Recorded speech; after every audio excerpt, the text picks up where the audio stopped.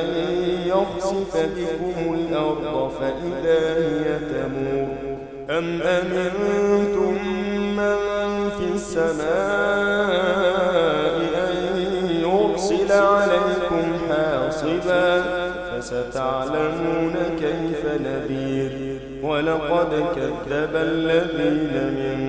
قبلهم فكيف كان نكير أولم يروا إلى الطير فوقهم صافات ويقبضن ما يمسكهن إلا الرحمن إنه بكل شيء بصير